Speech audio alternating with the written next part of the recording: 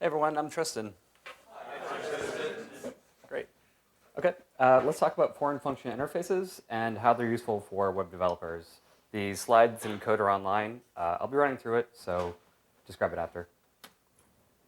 This talk is also known as language interoperability for coders with impatient users. Start my timer. So a little bit about me. I've been using Python for about 3 years.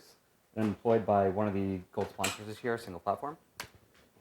And this talk is focused on mostly programming language interoperability to make your web applications faster.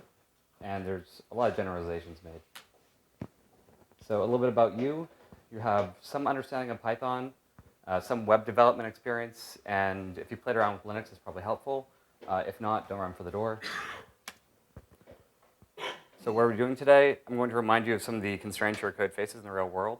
We'll talk a little bit about abstractions and how they affect us. And we'll talk about a few ways to make your Python application faster. So how will we do this? We'll establish a shared vocabulary. We'll talk a little bit about Python at runtime.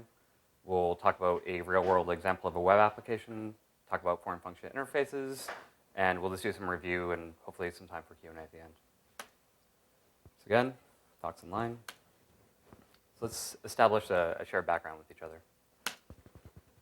So CPython, it's the Python programming language implemented in C. We'll be talking about version 3.4.3. We'll be talking about Flask, which is just a web application framework, and a virtual machine, which is a software emulation abstraction of computer hardware. So I might say Python, meaning CPython 3.4.3. Forgive me, it seems to be a relatively common thing with us. So when we talk about work, we mean effort that returns some sort of result, useful or non. When we talk about efficiency, it's how much work to how much result we got.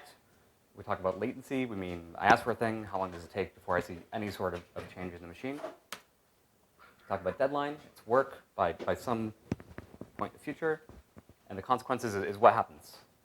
So an important thing to keep in mind when you're writing web applications is that after 1 second, you lose your user's focus. They start playing with other things on their phone, going to different pages. And after 10 seconds, it's worthless to return a result because that user is no longer paying attention. So it looks something like this. That we have a soft deadline of about 1 second, and we have a hard deadline of 10 seconds. After that, just don't bother. So there's some bottlenecks that we can control in web applications when they go past those 10 seconds. We can start looking at our network, put geographically close servers, start doing cloud architecture. We can start doing caching. There's a huge business in that. But if our algorithm, if what actually makes up the page and the content is too slow, you can't really use these approaches. So you can either add more computing resources, rewrite everything, or you can do something else. And we'll be talking about that something else today. So it's important to clarify what's meant by language levels. You have low-level languages that are very efficient for the computer, that if the computer does a little bit of work, they get a huge result, versus high-level languages, which are more optimized for us, that you can spend less time writing code and get some sort of result back. But you might notice that C, C++, Java, Python, everything else, those are high-level languages. But computers require lower-level languages in order to actually work. So what does that look like?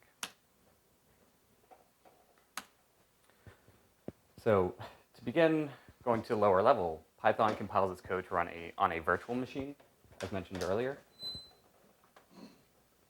So we take our Python source code. This is just classic hello world. We run it through the Python compiler. This is if you want to do one line, you can use the compile built-in Python. And it returns some sort of bytecode. So Python code is always converted to bytecode. There's no, I do my Python source file and I drop it off directly to C. That never happens. But that conversion to bytecode makes compatibility between platforms easier. Because you have this layer of software in between to make sure that Python always works the same way across any machine with that given version and implementation of Python there. So again, Python, always to bytecode, very important. It makes the virtual machine abstraction more efficient because the interpreter doesn't have to figure out, well, what did you mean by that Python? And it's also where the global interpreter lock and threading happens. Global interpreter lock only allows one thread in a given process to run at any given time. So let's look at an example problem. We want to efficiently visit all these cities and then return home to New York.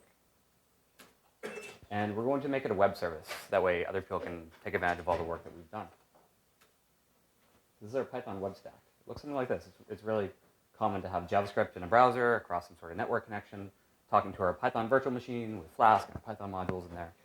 And then on the back end, it drops off to C in the operating system, and then all the way down to hardware and Magic. So our connection overview looks something like this, that the user browser talks to our web server talks to Flask calls our backend, then web server returns with content, the browser looks at the content it got back, draws user interactions, paints the screen on the browser, and then we just repeat that. That's a web application in a nutshell. So for Flask and our backend code, we get and send data through our service gateway. Flask talks to the Python virtual machine. The VM calls on code that might not know of the network behind it. It doesn't actually matter. And that VM calls on compiled code, and then again. So this is really what we're looking at. That we have our Python virtual machine with all of our logic implemented that calls down to C, that goes through a whole set of middlemen before it finally gets out to JavaScript in the browser. This is what our web application looks like. So this is our 11 cities, start and return to New York. We have Flask that serves up the content. It's not a Flask tutorial, but just really quickly run through it. So we have our form, and you see that we have that request object, request.form, that keeps an idea of what the user requested when they landed on the page. We return a Jinja2 template. In that Jinja2 template, it calls to a bunch of paths. We have a self-executing function in JavaScript that knows how to attach handlers, and it binds XML HTTP request dispatches to the buttons that we had in our web application. That looks like this. So you'll notice that we have a dispatch endpoint array. Those are just different endpoints that we'll be talking to. We have our AJAX call that just takes which buttons were pressed and sends it to whatever button endpoint that you selected. Again, API endpoints. This is on the back end. Notice that in the yellowish color, it's calling on a backend Python. That backend Python doesn't know about Flask. It doesn't know about the network connection, anything else. And we'll see that we get back some sort of result, some opaque result in green that we're going to be returning to the user as JSON. So again, backend doesn't know about the internet. We're going to do a depth-first search in order to try to find a relatively efficient, relatively accurate path to visit all those cities and return back to the user. So you'll see that we're doing some work in the middle, and then in green, we return a tuple of results. So in our pure Python solution, it takes us about 24 seconds on my laptop. That's an i7. That's kind of ridiculous for a web server. But it still takes 24 seconds, which is 2.5 times what we said we're allowed to do. So that's not good. So Python's really efficient for the programmer. That I wrote this giant application in about a week and a half. That's something I wouldn't be able to do in C. But that doesn't do us a lot of good if it takes us 24 seconds to return a result to the user. We'll see around 9 cities, we can meet our deadline in less than 1 second, but when we come up on our hard deadline, we start filling really quickly. So let's confirm that there's a bottleneck that exists, and it's not just something I made up and I'm lying to. So we look on the system, and because we're not using multiprocessing, we have one process hanging out 100% of the CPU. So that looks like something that we might want to look into. So let's use profiling within Python. So we see some calls in yellow that are doing some length just to see how long our lists are.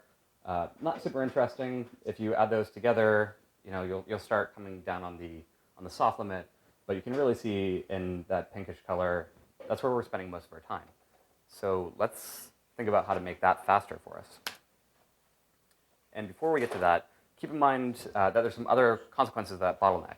In our pure Python solution, it's constantly running through the bytecode interpreter. It's keeping that GIL, not only when it makes a request and when it receives it, but that entire time in between, we are just hanging out there with the GIL doing work, which means that we have a web service that can only support one user at a time.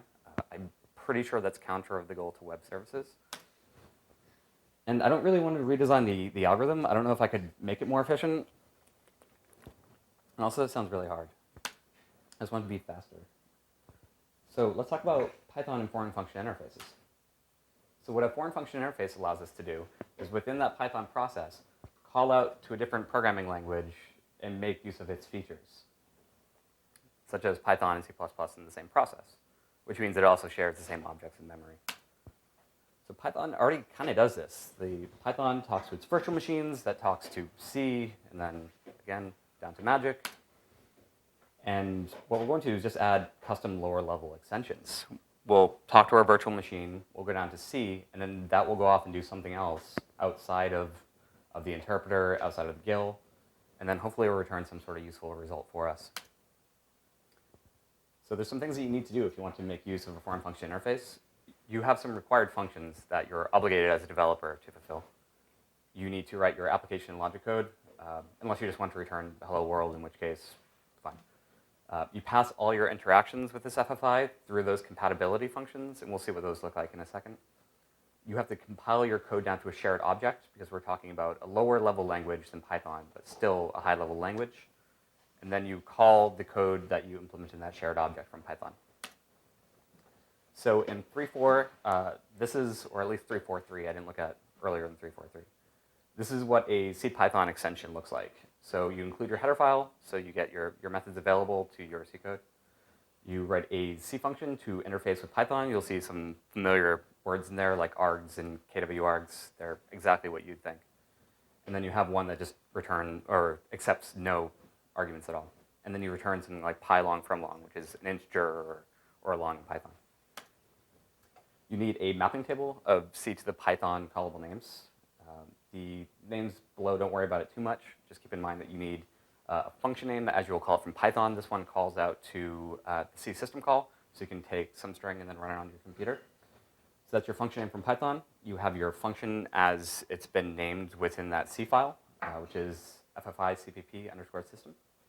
You have ML flags, which are just your argument type, like var args or kwargs or none at all. That's just a constant, I believe. And then you have some sort of doc string, so you can pull some sort of information out of it. System's pretty straightforward, but your mileage may vary. You have a module definition that defines that namespace and tells CPython generally what you were thinking when you wrote it. And then you have an initialization function that actually when you call import or when you try to include it somehow, it runs this. And this is the very simplified overview of the call chain. But basically, you have your Python, go down to the virtual machine, you try to initialize your module, it calls module create, does stuff. It sees that if it's returning a module object, if it does, then it gets popped into sysmodules, and then it can import it, and hooray. Keep in mind you must compile your lower level extensions. That decreases the abstractions at the cost of portability. You can no longer just clone a repo and run Python MyScript and have it work, which means that you should know a little bit about makefiles if you want to start going into CPython custom extensions. They're really great explicit ways to say, do this action, and at the end of it, you'll have this useful object. This is the one that I wrote for Python.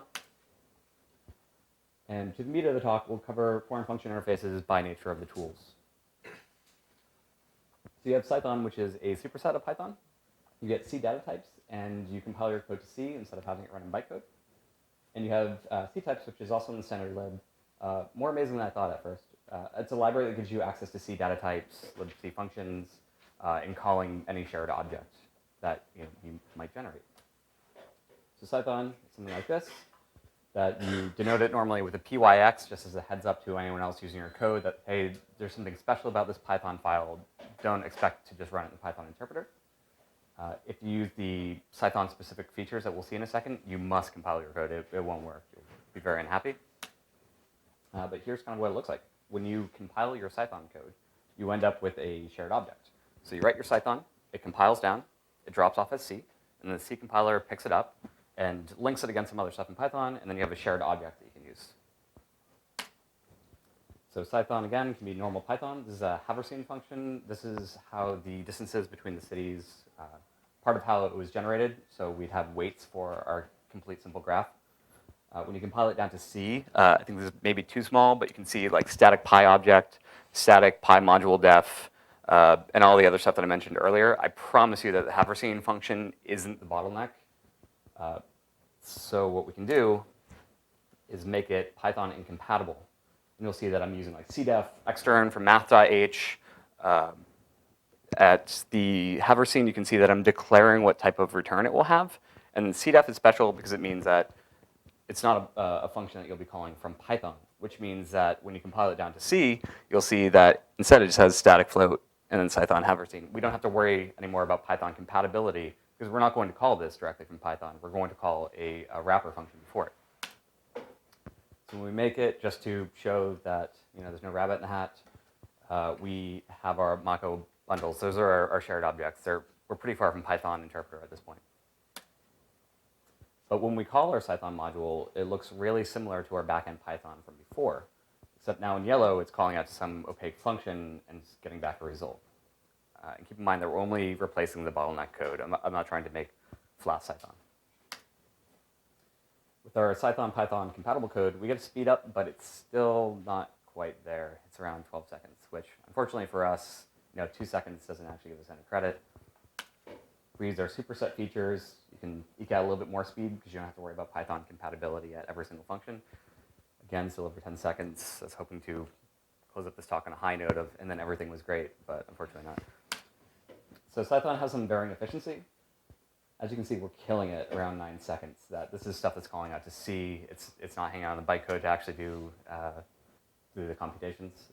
But as you get more cities, it just gets worse by nature of my depth first search is not very efficient. So did we change the bottleneck with either? Well, no. It's still 100%. It's still single-threaded. And you might notice in the Python compatible, you have FFI, Python, PyCompat versus underneath where it's a built-in method. That's because when you have a Python-specific shared object, Python then just sees it as if it's any other dynamically loaded function from C. So some tips, even though it won't solve all your problems. That if you're writing Python, treat it as those opaque functions, that you pass in an argument and you're not compiling down your imports. It makes it much harder to use if you have to recompile to import a different module. Use distutil. Distutil is amazing. It will generate your compile flags for you, as opposed to having to read the man pages for CLang or GCC. And look into user include, because if you're using those CDEFs and you're doing external imports, you can use anything from there. Let's talk about C-types. C-types, it's a C file, compiles it, shared object. It's a little bit faster in that you don't have, or not faster, that's a loaded term to use during this talk, but it's a little bit more direct to go to lower level. So it's great, again, for making CDAD touch available to you. It handles most of that CPython FFI setup that we're talking about in the beginning. Those 2 slides are, you need a method table and an initialization function. So it allows you to just write your C++. This is really trivial example. It's a classic hello world, but you can see that it's using a class and you don't have in C. C is not very classy. And it makes it very easy for us to call it from Python. But if you want to go for it, Godspeed. You want to do raw C++ FFI development, you only need to wrap the functions again that are called from Python. But be aware that if you're doing C++, C++ does something called name mangling. It's a way to say, if I have these 2 functions with the same name, how do I tell the difference based on a variadic set of args? So you can do this little trick where you're using the FFI to C from C++ just to do extern. So you can tell Python, or you can tell C, you can tell C++, don't mangle this name. It allows you to call it from Python. So let's do a little bit of review. Stay in Python when you can, which is almost all the time for web development. Again, we didn't replace our entire web application with C. That would be psychotic. And Python is very efficient for programmers. It meets most deadlines that we need. Sometimes you can change the goalpost a little bit and keep everything in native Python. So we didn't even mention our application plumbing, because honestly, it was fast enough that it's not even interesting for this talk. And again, we only compiled down the machine inefficient parts. This is what we made. So we have our foreign function interface, wrote our Python, call it from C to our object code. But if that doesn't do it for you, sometimes you can cheat a little. So this is a relatively inaccurate, but in the right neighborhood version implemented into your Python, which is very fast at the cost of not being exact. And keep in mind that foreign function interfaces are useful for more than just performance on arbitrary test web applications. It allows you to be very creative. If there's something in C that you can't get in Python, it's a very cheap way to call out to that.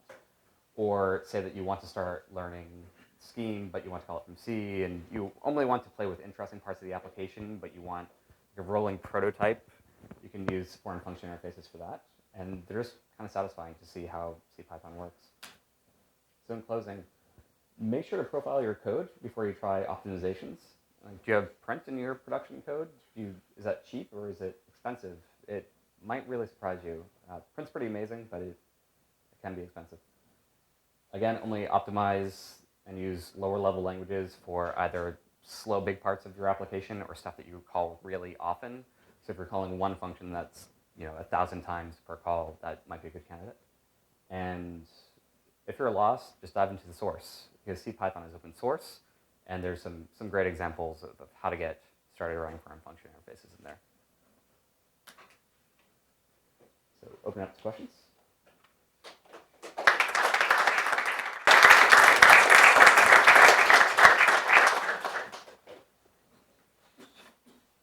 Yes? Can you talk about some of the trade-offs of taking this approach versus maybe calling that function out like over HTTP to like a microservice that's written? Oh, you are my favorite person in the room right now.